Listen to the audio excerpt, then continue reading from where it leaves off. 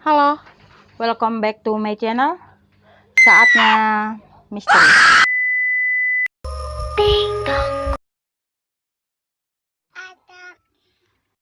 Hari ini aku mau bawa cerita tentang misteri Gunung. Bukan untuk mengangkat cerita pendaki Gunung Lawu yang kemarin, yang baru-baru ini videonya viral ditemukan meninggal dunia karena hipotermia atau kedinginan. Tapi sebuah cerita-cerita mistis Gunung Lawu yang lain. Kenapa aku berubah haluan? Biasanya aku cerita tentang cerita-cerita mistis yang ada di Pulau Kalimantan aja. Kenapa aku berani cerita tentang misteri di Gunung Lawu ini? Karena kebetulan bapak aku itu dibesarkan di salah satu desa yang letaknya tidak begitu jauh dari Gunung Lawu, yaitu Desa Setono, Kecamatan Ngerambe, Kabupaten Ngawi. Jika kita membuka Google dan melihat jarak tempuh antara Desa Setono dan Gunung Lawu itu sekitar 14,9 km menurut Google. Tapi kata bapak saya yang semasa kecilnya sering mencari kayu bakar dan juga mencari rumput untuk makanan ternak di kaki Gunung Lawu, jarak desanya dengan Gunung Lawu itu kurang lebih 4 km. Nah, ketika bapak saya masih kecil itu, beliau bilang kalau beliau sedang pergi untuk mencari kayu bakar atau mencari makanan ternak, beliau itu jalan kaki menuju kaki Gunung Lawu itu, dan beliau bilang itu tidak begitu jauh, tidak membuat beliau lelah. Jadi karena itu beliau bilang kalau jarak dari Desa Setono itu sama kaki Gunung Lawu itu sekitar 4 km. Nah, ini adalah foto-foto jalan menuju Gunung Lawu dari Desa Setono yang diambil oleh adik saya pada 2019 lalu. Karena tahun Agustus 2019 lalu itu bapak sama adik saya itu ada pergi ke Ngawi kan, mengunjungi kerabat-kerabatnya di sana. Dan kita juga tidak tahu ya, jaraknya itu tuh benar 14 km, 14,9 km sesuai Google, atau sekitar 4 km yang seperti perkiraan Bapak. Karena pada zaman dulu tuh orang-orang itu udah terbiasa jalan kaki. Jadi perjalanan sejauh apapun menurut mereka itu tidak apa ya? Ya tergantung mindset masing-masing kan. Jadi karena mereka sudah terbiasa jalan kaki, jadi walaupun perjalanan kaki itu sangat jauh, mereka akan menganggapnya biasa saja. Tidak seperti kita sekarang yang kalau kemana-mana pakai kendaraan, jadi kalau jalan kaki 100 km aja itu udah ngerasa jauh banget tuh kan. Oke, kita akan bercerita tentang ini, Gunung Lawu. Jadi katanya Gunung Lawu ini dijaga atau dimiliki oleh seseorang, atau dimiliki oleh seseorang yang bernama, sesosok makhluk yang biasa disebut dengan sebutan Eyang Lawu. Sedikit cerita yang saya tahu ya, yang saya dengar, yang saya baca, katanya Eyang Lawu ini merupakan jelmaan dari Prabu Brawijaya yang dulunya pergi untuk bertapa atau pergi untuk mengucilkan diri ke puncak Gunung Lawu. Kemudian dia muspo kalau bahasa Jawanya kata bapak itu ya. Dia tidak meninggal, tapi dia menghilang dengan raganya dan kemudian menjelma menjadi Eyang Lawu dan menjaga Gunung Lawu itu sampai sekarang.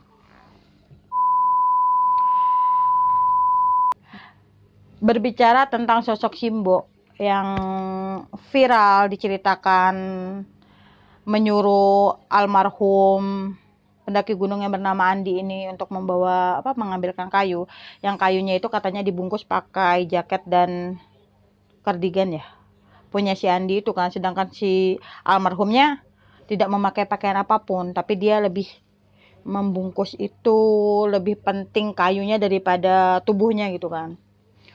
Saya juga pernah dengar cerita, entah ya ini bisa dipercaya atau tidak, tapi katanya Simbo ini adalah jelmaan dari jalak putih miliknya Eyang Lawu. Jadi jalak putih ini biasanya bersikap baik pada orang-orang yang berada di sekitaran Gunung Lawu. Karena dulu saya juga pernah baca sebuah cerita, entah di Kaskus atau di mana. Saya tuh kalau baca kayak gini ya, dapat cerita atau baca itu nggak begitu ngeh sama narasumbernya. Cuma dulu itu ada kebakaran di Gunung Lawu, kebakaran yang hebat. Jadi ada 5 pendaki yang tersesat. Mereka berada di dalam tengah-tengah api. Jadi mereka itu bingung, mereka mau keluar dari kobaran api itu bagaimana caranya. Tiba-tiba mereka bertemu dengan sosok perempuan atau sosok Simbo yang sedang mencari kayu. Nah, Simbo yang sedang mencari kayu ini menolong mereka berlima keluar dari kobaran api. Setelah mereka keluar dari hutan yang terbakar itu kan, tiba-tiba Simbonya itu menghilang. Katanya lagi, jika saya belum pernah sih ya pergi ke Gunung Lawu. Cuman katanya, kalau kita pergi ke Gunung Lawu lalu bertemu dengan jalak hitam, biasanya jalak hitam ini akan menunjukkan jalan yang benar kepada kita untuk sampai menuju puncak Lawu. Tapi, kalau kita bertemu dengan jalak putih, jangan diikutin.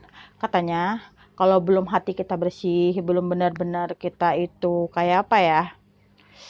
Kayak ya bersih lah kayak gitu kan, bersih hati, bersih budi pekerti gitu kan. Biasanya jalak putih itu akan mengantarkan orang-orang tertentu itu menuju ke pesantren gaib yang ada di Gunung Lawu. Itu adalah sekilas cerita yang saya dengar yang saya baca dari beberapa sumber. Dan saya akan bercerita tentang misteri Gunung Lawu yang lainnya. Dan sumbernya berasal dari bapak saya sendiri, dari mama saya juga.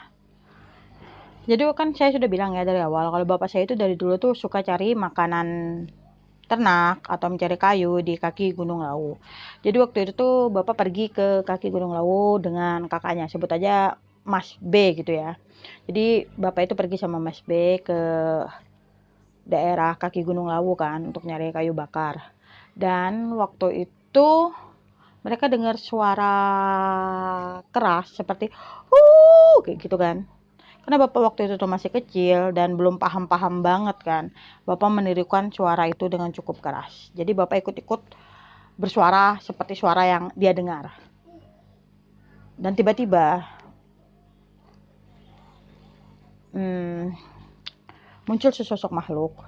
Tapi sebelum makhluk itu sempat muncul, bapak ini udah ditarik sama Mas B tadi ke dalam semak belukar untuk bersembunyi. Kemudian muncullah makhluk yang hanya kepala dan leher. Jadi lehernya itu panjang. Dia kayak mau menyerang ke arah bapak, kayak mau apa ya, shush kayak gitu kan. Dia ngelewatin depannya gitu kan, kayak ya kayak ini ya. Kalau dipikir-pikir kayak Rock Kubi ya. Kalau apa hantu Jepang itu kan, yang hantu berleher panjang itu kan. Dia hampir seperti itu. Sudah hampir menyerang bapak, tapi keburu bapak ditarik sama masnya itu kan untuk bersembunyi. Jadi katanya kalau kita berada di Gunung Lawu dan dengar suara-suara seperti itu, agar kita jangan mengikuti atau mengulang suara-suara seperti itu. Karena biasanya mereka itu lagi nyari kayak apa ya, sedang melempar umpan untuk mencari mangsa kan. Tapi itu pada zaman dulu ya, pada zaman bapak masih kecil. Jadi untuk sekedar informasi aja ya, bapak saya itu kelahiran tahun 49. Jadi untuk mengira-ngira aja, waktu bapak saya kecil itu masih tahun berapa gitu. Waktu itu mungkin umur bapak sekitar 8 atau 10 tahun kan. Ada cerita yang lain juga. Kata mama, waktu itu tuh kalau misalnya malam datang kan, mama itu kan sempat tinggal di Desa Setono itu dari hamil kakak saya yang kedua sampai kakak saya lahir dan berumur 13 bulan. Kemudian mama dan bapak kan pergi transmigrasi ke Pulau Kalimantan. Jadi selama mama dan bapak tinggal di sana itu, kalau malam itu tuh mama tuh sering lihat di Gunung Lawu itu ada api yang dilempar ke sana, dilempar ke bawah. Kadang-kadang tuh juga ngelihat kayak obor yang berjalan mengelilingi Gunung Lawu. Nah, kebetulan waktu saya waktu itu kelas 4 SD, kami juga pernah berkunjung ke sana kan, ke desa itu kan. Dan waktu malam hari ketika api itu mulai muncul, saya pernah diperlihatkan oleh mama. Coba lihat ke arah Gunung Lawu gitu kan. Dan ketika saya melihat, memang benar kalau yang saya lihat itu adalah kayak orang bawa obor tapi jalan mengelilingi Gunung Lawu itu. Tapi cepet ya, kalau orang logikanya aja, kalau orang normal, kalau ada manusia jalan bawa obor ngelilingi Gunung Lawu itu nggak mungkin dalam satu malam itu dia bisa sampai puncak gitu kan. Kalau itu nggak, dia kayak dari bawah naik sampai ke puncak. Seperti itu terus. Nanti balik lagi dari bawah ke atas kayak gitu. Dan sampai sekarang saya juga nggak tahu, baik mama atau bapak juga nggak tahu benda itu sebenarnya apa. Tapi kalau orang-orang desa bilangnya Bangaspati. Mungkin sebagian orang juga tahu ya Bangaspati itu apa. Kata orang Bangaspati itu adalah hantu api. Di sini juga kadang-kadang ada orang yang melihat penampakan seperti itu. Bukan cuma, maksudnya Bangaspati itu bukan cuma ada di Pulau Jawa aja, tapi juga ada di Pulau Kalimantan juga, dan mungkin juga ada di pulau-pulau yang lain kan. Dan mama juga pernah cerita, katanya ketika bangun pukul 12 malam, itu mama akan mendengar suara kodok yang sangat riuh. Jadi pada zaman dulu itu tuh kalau misalnya ada suara kodok itu kan orang jadi penasaran, itu suara kodok dari mana gitu kan. Jadi ada orang yang mengikuti suara itu, mencari arah suara itu sebenarnya dari mana. Tapi semakin dicari, semakin didekatin, suara itu semakin menjauh ke arah kidul atau ke arah selatan katanya. Itu adalah apa ya, sejenis kayak urban legend atau kayak legenda di desa itu tuh pernah ceritanya katanya dulu ada sebuah keluarga yang memiliki banyak anak. Jadi mereka itu kayak kekurangan makanan gitu kan, guys. Jadi waktu bapak sama ibunya ini itu jarang sekali kebagian jatah makanan karena sudah habis dimakan oleh anak-anaknya kan. Nah pada suatu malam kan, jadi mereka berdua ini kan suami istri ini udah kelaparan banget kan karena udah berhari-hari tidak makan. Jadi mereka itu memutuskan untuk makan di tengah malam saat anak-anaknya terlelap tidur. Bukan apa ya, mereka hanya ingin makan berdua gitu kan, karena jika mereka masak dan anak-anaknya ini terbangun, maka anak-anaknya akan menghabiskan semua makanan yang ada dan mereka tidak akan mendapatkan jatah makanan lagi. Waktu itu karena keadaan ekonomi yang sangat sulit mungkin ya buat mereka, jadi mereka menggoreng ikan asin, kalau bahasa Jawanya itu gereh gitu kan. Nah jadi salah satu anaknya itu ada yang terbangun dan mencium bau ikan asin ini kan. Kemudian satu anak ini membangunkan saudara-saudaranya yang lain. Kalau bahasa Jawanya itu dalam bahasa Jawa ya, karena bapak saya yang ceritakan, dia membangunkan saudara sebelahnya kan, ditepuk gitu kan, gitu kan, mambu gereh katanya gitu kan, atau bau ikan asin gitu bilang kan. Kemudian terus seperti itu kan, saudara-saudaranya yang lain itu dibangunkan, akhirnya bangun semua dan pergi menuju ke dapur melihat bapak sama ibunya itu yang baru hendak makan. Nah saat itu kan anak-anak itu jadi nimbrung kan ikut makan semua. Kemudian bapak sama ibunya ini kayak tertekan, kayak merasa mau makan aja nggak bisa gitu kan. Setiap mau makan pasti anaknya kebangun, setiap mau makan pasti anaknya kebangun gitu kan. Jadi kayak apa ya, kayak tekanan batin. Katanya itu bapak sama ibunya ini pergi ke arah laut kidul atau ke laut selatan dan bunuh diri di sana. Kemudian anak-anaknya ini kan banyak banget. Mereka itu berjalan bersama mencari ayah dan ibunya itu menuju ke arah kidul atau ke arah selatan.